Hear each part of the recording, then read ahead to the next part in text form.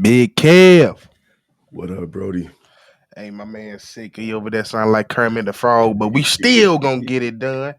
The Chicago Sky has made a big trade that kind of got the Sky fan base a little bit frazzled, but I'm gonna bring us back down to earth, and me and Kev gonna talk a bit about it some more. The Chicago Bulls is close to a 7-game losing streak. We're gonna see if they gonna end it or not. They got a game today against Philly. We're gonna talk more about that as rest as the landscape of the Chicago sport. But y'all gotta hear that intro first.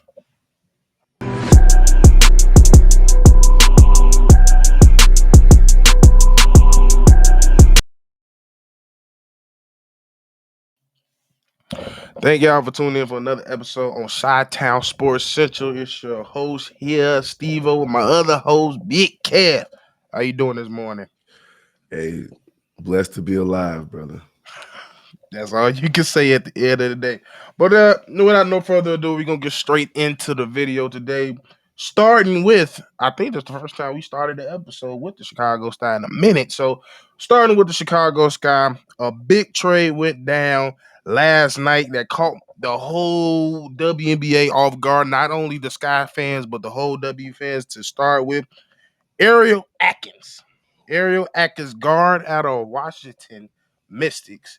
28 years old, has been traded to the Sky for our first round third pick, a 2026 second pick, and the right swap of the 2027 first round pick.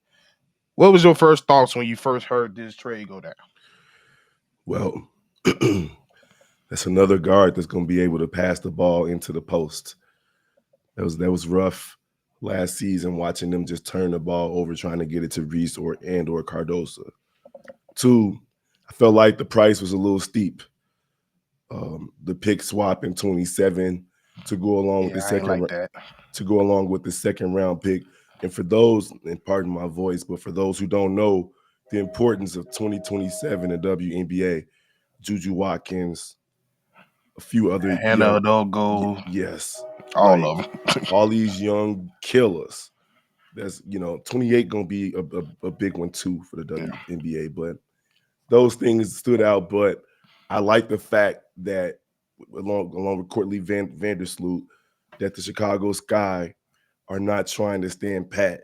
Because even as bad as the Sky were last season, they barely missed the playoffs. So they know that there's a chance to at least make the playoffs and get that type of experience for the core of Cardoso and Angel Reese. So I'm not mad at the trade. I do think that they kind of gave up a little bit too much, but that remains to be seen. Yeah. The third pick I wasn't upset with. The second round 26 pick I wasn't accepted. I was upset with the trade swaps to 27. That's when I was like, all right, did you have to put that into it? Could you possibly gave them 2 second round 26 picks for that, or maybe one of our second round picks this year? Maybe you could have threw in, but for the everybody that was going off saying the third pick though, I'm like Ariel Atkins is worth a third pick. That's not even a understatement. She's a 2-time All-Star in the WNBA, An a Olympian. W Olympian, a WNBA champion that she won with Elena Deladon in 2019, and she's probably arguably, if not top 5, when it comes to best defensive guards in the league. And to me, what I feel like when it comes to this trade, at first I was like, hold on. But then I was like, Ariel. I love Ariel. Ariel killed us every time she played us. And it's like, I see what it is. It looks like Kennedy's not coming back to this team. And with Ariel coming in, you're basically just getting a more calmer Kennedy. You're going to get the same production. Ariel's a certified bucket. That's something she's going to bring.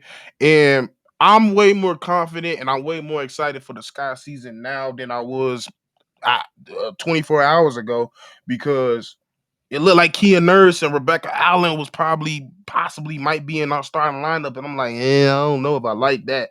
Now that we got Courtney and then Ariel going to be right next to her, now we going to be, this one move just made our bench very, very deep. And And we, go ahead. It's difficult to develop young players when you got Especially somebody guards. Yeah, and when you got somebody, I mean, as much as I like the young lady out of Notre Dame that we've been all Sonya seeing, Citron. Cintron and the other one, the point guard, Hannah. not Oh, Hannah, Olivia. Olivia Miles. Yeah, but at the end of the day, you get somebody who's a proven vet who's been already played in this league, already made their bones. That's the type of leadership that you need to go along with Camilla Hmm. and Angel, as opposed to Angel and Camilla having to be the ones to The bring them leaders. along. Hmm. You don't want, I mean, like they're going to be leaders, but in different capacities. And then trying to have to bring the ball up the court like Angel Reese had Hmm. to do a few times last season. So I'm excited to see what Ariel brings to the table along with Courtney. And you're right, the bench just got better because now players that would have had to start are now on the bench. So it's Yeah. solid. And it's a lot of things. It goes into the things that we didn't mention that I should have started off with. Everybody this year, like we can't necessarily put too much emphasis on this year because everybody that just went to a new team signed a 1 year deal. They signed a 1 year deal because the CBA is coming out next year. Right. So nobody was gonna sign a long tier deal until the year after this season. So I kind of felt like us being very trying to make a lot of moves at free agent was kind of fool's gold because most likely they wasn't going to stay. Now that you traded for somebody like an Ariel Atkins, I'm pretty sure they're gonna re-sign her and give her an extension. But it just makes sense because as much as I love Sonya, she had a hell of a game yesterday, even in the loss. I just don't think she's a third pick. She's very good. She's very talented, but as a top three pick, that means you damn near a franchise player. And I just don't think Sonya down the Well, line was gonna be a franchise player. now I say this, and I respect your opinion on that, but historically throughout different sports, the number three pick is the most hit or miss pick in all of the drafts, whether it's the NFL, NBA, MLB, WNBA, because you do expect to get a franchise changing player, but a lot of times that pressure gets to them of being that high of a pick.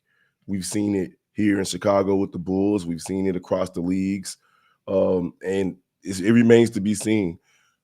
As far as what you were saying about Citron, she's going to be hit or miss. So I agree with you on that. She could be franchised, she could not be. I'm not going to go as far as to say that she's not going to be. I do think that she has what it takes. She's shown the moxie on the collegiate level. But again, you're right. Like we said earlier, we don't want to put all of our eggs in that type of basket and expect her to develop at the rate that we want. Because even when players do develop at the WNBA, they could have rookie of the year and then fall off for the rest of their career. Like we've seen that Yep. happen as well. So it is what it is. Yeah. And it's a lot of things when it comes to that. Like I I truly believe, and I said it months ago, if we wasn't getting Olivia, we wasn't gonna keep that third pick. Because outside of Paige and Olivia, for a third pick, like you said, is so hit and miss. I think that's the thing. Everybody outside of Olivia and Page is very hit or miss. You don't Yeah, know what you're gonna get out of that. So I think they decided to go for the sure thing. So that's true. yeah, All right, but man. Moving along, we got Chicago Bulls, Steve-O. man, These guys, predictably, have been losing games, but they're losing games the way that they should be. yeah, They're competitive losses, back to fun bad status. We're seeing a little bit of development from Matis, and Josh, a little bit of development from Josh Giddey, but we've also seen some step back, some backtracking from Io and and from Kobe. Tonight, the Bulls are taking on the 76ers. Tyrese Maxey might not even be out there. I don't know who else is injured because it seemed like everybody injured right now on the Sixers again. as of now, Edwards is out with an ankle. Joe Labie is a game time decision. Eric Gordon is a risk. He's expected to be out. Kyle Lowry is out. Yeah, like you said, and McCain is out. So and then Maxi's a game time decision. So realistically, it's only two people that can possibly play in that, and that's Joe and Tyrese. What about Paul George? He ain't on the injury list. So he should be playing. Yeah. So it's probably going. So let me know what your thoughts are tonight on the Bulls. Are they going to lose their seventh straight game or? You you would think they could come in and get the win over Philly with them struggling so much. I mean, they're worse than us. Like that's how bad it is. It's come over there. But like you just said, the regression that we're seeing from Io and Kobe, you're going to get some guards tonight. You're going to be getting some Tyrese, possibly a Kelly Oubre who plays great defense, and possibly Paul George. This is a type of team that can get us out of there. It'll be ugly. Like what this type of game it could be today. Come out smoking. We probably go into the half with the lead, and then we have a terrible third quarter, and it's back and forth into the fourth, and then we'll just probably lose in the fourth due to them just being a little bit more older and a little bit more talented on that side. That's kind of how they've been losing Yep. since the All-Star break. Is in the fourth quarter, pretty much since the Zach LaVine trade, man.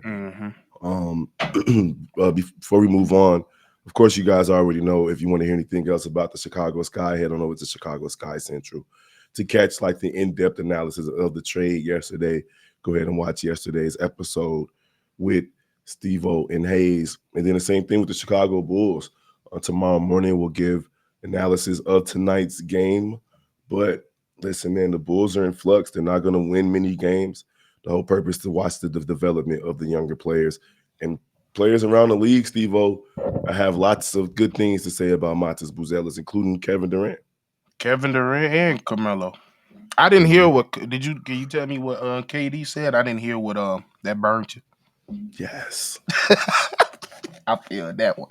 But I heard what Carmelo said. If people didn't hear what Carmelo said, he said he been watching him since high school, and he felt like he had the talent to get to the league. And just seeing the growth from high school to now, he felt like Montes could be one of those dudes. Now, do you remember what KD said? Yeah, KD said something similar. He said, he has high expectations for him, just like everybody else. And once he gets more reps at the starting position, he'll continue to get better. So he's Billy, looking I for hope you listening. listen, because he had a good move versus them when he went high, Mm-hmm. came through That's the that lane, yeah. he came through. For the lay, yeah, that ain't Mm-hmm. easy to do. It's not. And listen, he's a good kid, man. We're expecting him to develop, especially considering how Patrick Williams is still hurt, so he's going to get a lot of burn, just like I just got with this T. Now, speaking of the development in the Chicago Bears, there's a lot of I don't know if you've been paying attention to the landscape, but there's a lot of I would say motion and traction going around that we gonna make a lot of moves in the offseason. Not big moves, but huge moves. Yeah. Some of the people that I'm hearing that we're likely to target, of course, we've heard about the Sweat and Sweat going to get Josh Sweat out of Philly, but we ain't really talked about this in real depth. There's some traction over the weekend really picking up that they're not the water with Khalil Mack. What would a Khalil Mack reunion do for the Bears, and how would you feel about a reunion with Khalil Mack? I'm kind of like ambivalent about it, Joe. Like I feel like, This man said ambivalent. because it could be one of those things that could go either way, right? Mm-hmm. Like because he's at the end of his career. Let's make no bones about that. Last year he was still on the Chargers, right? Yep. And what did he get? Like what, 8 sacks? Yeah, 8 or 9, So 7. like you can't be mad at those types of numbers. But like, was that the last year he can produce more than 5 sacks in the season? Is he gonna have a high enough motor? How many snaps can he play?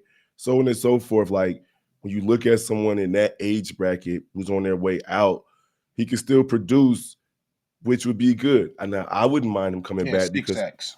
see, yeah, so 6 sacks is like, okay, that could easily turn to two It's a huge, sacks. it's a huge drop off for what he had the year before. 17 to 6 is a You huge feel drop me? off. And Yeah, that six could turn to two, yeah. especially depending on like how does he do in a 4-3 defense? So it's like, sure, you could take a look at it. I wouldn't mind him coming back because I still got a Khalil Mack jersey. So Type it's shit. like, Yeah. like that'd be cool to be able to rock it with him being on the team. But at the end of the day, it's like, man, for me. Yeah, I'm with you. I'm mad with it as well because our last experience with him was just him being hurt a lot, and he ain't been as hurt as he was with LA leaving us. But I think my biggest thing is why I don't necessarily want this to happen is because I just think he's 30. He's going to be turning 35, and he's in LA. Why the hell would you want to come back here? It just don't make sense. And like I said with Josh Sweat, and some of the other people, probably Michael Parsons, Miles Garrett. If you gonna go get an edge that you can really develop, or not develop, but that's the real deal, or just draft one. That's why I'm kind of in the avenue in. Like, go get one or draft one. I'm more leaning to drafting one because of you're just going to expedite the process of the defense that's already ahead of the offense. But yeah, if you're gonna go get an edge, go get Josh Sweat, go get a Max Crosby or something like that. Yeah, get somebody who's younger Yeah, and it's gonna try to at least produce you double-digit sacks for the next 3 or 4 seasons. Now, for nostalgic purposes, if you want to bring him in to be a edge rusher that's gonna come in and spell, give you a couple of snaps here and there, that could then work. that's okay with me. But to have him be your Depends on the starting, money too. oh yeah, he's gonna want some money. I don't think he's gonna want to break the bank, but the Bears are ready to spend. Like they got what 80 M's. 80 now, as of So now. right now, look at the doggone New England Patriots got 125. That's crazy, bro. Yeah, like That is the Commanders got like 110. that's crazy, bro. And that's they already a playoff team. So like, who knows? People, free agents are definitely licking their chops, looking at the Yeah, Washington and Commanders. that's why I said I feel like that's our biggest competition in the offseason with everybody. Like they got the recognition and they got the money. Yep, yep. So yeah, when it comes, but just to stick with the Bears just slightly, do you see us reaching for somebody in this draft that you possibly didn't think of? I mean, they could trade up for the top offensive lineman. Like I could see that happening because Ben Johnson, he knows the most important thing is the offensive line. And who's that old lineman to you? Will It's either Will or it's the cat from Alabama. What's his name? Kelvin. What's his name? Alabama? It's either the cat from Booker, I think his name Booker. Booker, and I like the cat from Missouri too, though. Milburn. Yeah, he nice. And a lot of people are making a big deal because he's 6'3". That's a little short for a tackle, but we already was talking about Will moving a guard. So like he's the type of player where he has the measurable wide arms wingspan that's favorable for a left tackle as well. So I like him just because I think we could use him at anything Yeah, I mean, except center. I I should don't say. think we would have to reach for him though. I feel Yeah, like a lot of people are looking at Will and he the most ready.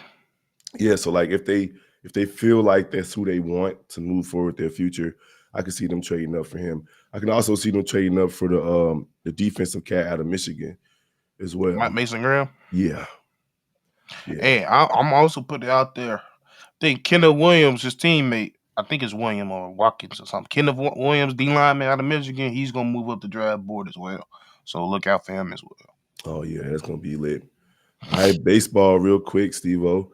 well. Spring training is in full effect, Did you see that motherfucker try to catch the ball on the water? and it bounced right off of him. That was Oscar Coles. Um, Listen, the White Sox lost to the Cubs over the weekend, and then they lost to Kansas City yesterday. But spring training, especially for the White Sox, because they're real rebuilding, it's not about wins and losses. It's about player development. We got to see Colson Montgomery hit a home run. We got to see Elko hit a home run, who's challenging for first base for the Chicago White Sox. We got to see Jokes hit a home run, who's challenging for a spot. So there's a lot of people challenging for spots on this roster. Um, a lot of players that you see, especially in the first couple of games, you're not even going to see close to the big league roster. So we can't hang our hat on wins and losses. But the White Sox did lose 2 games over the weekend. Chicago Cubs, on the other hand, are 4-0 in spring training. And while I just said you can't really hang your hat on wins and losses, the Cubs have different expectations going into the season. So But that Texas win was a good win. Yeah, I was about to say Mm, wins for them carry different types of weight than it does for the Chicago White Sox because the Chicago White Sox are in a complete rebuild, while the Chicago Cubs have playoffs / World Series aspiration. expectations, Yeah. aspirations. So winning in the in the spring training for them just feels a little bit different because they're trying to just get some tweaks here and there, see who's going to be the last couple of people on the roster as far as what their closing situation is going to look like, what their bullpen situation is going to look like. Yeah. So it's been good. It's been fun to watch them eke out some wins, dominate some wins as well. So it's going to be a fun spring training, man. We got both teams in action later today.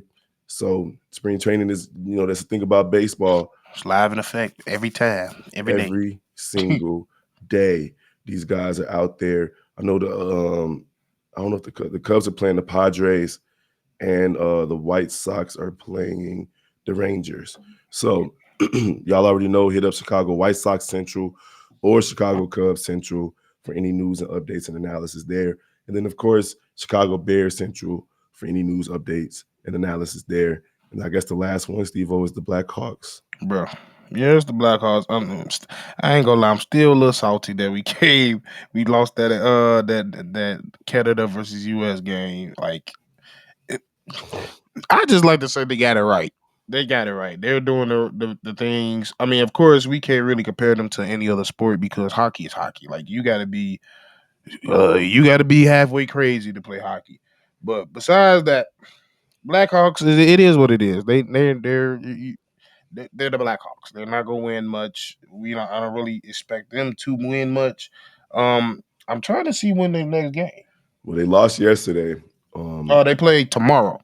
They Yeah, they lost lost yesterday yesterday. Yeah, 5-2 to the Maple Leaves. which was we knew that was gonna happen. Yeah. But yeah, like I am liking that. I'm starting to see them like still put up points. Like I think the other night they played. I mean, or before the break they played the Bulls and put up 5 goals. They lost 5-6, but it's still nice for them to put up 5 goals. And they're not getting shut out. Like that's something I'm liking to see. And they got to go up against. I don't know if I ain't paying attention that much to hockey, but I know I've never heard of this team before. Who in the hell is the Utah Hockey Club? That's funny. So there's two things I'm gonna say about that. They're an expansion team, and they have When like did this happen? it started this year, and they had like a poll Mm-hmm. to figure out what the team name is gonna be. So whatever they decided over there, that's one. Two, the Blackhawks played them to start the season and lost to them. And I had a fit. We were talking about it right here on this channel. Like you lost to a team that didn't even got a name. So yeah, that's who they are. They're the expansion team. And they're fifth in the division. Well, here's the thing about expansion teams. They take a lot of players from other Yeah, teams. that's halfway good. Yeah, Yeah, I mean that's what happened with the Las Vegas team, yeah, and they ended up winning the hockey.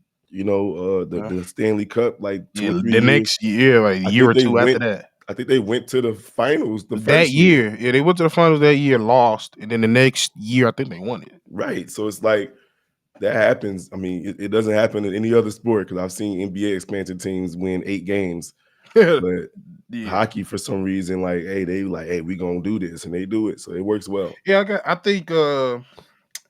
think it has a lot to do with like I'm pretty sure they probably get some AHL players and stuff like that, and they still pretty good. So I think they just a lot of players more compared to other sports. There's just way more bevy of players you could pick from.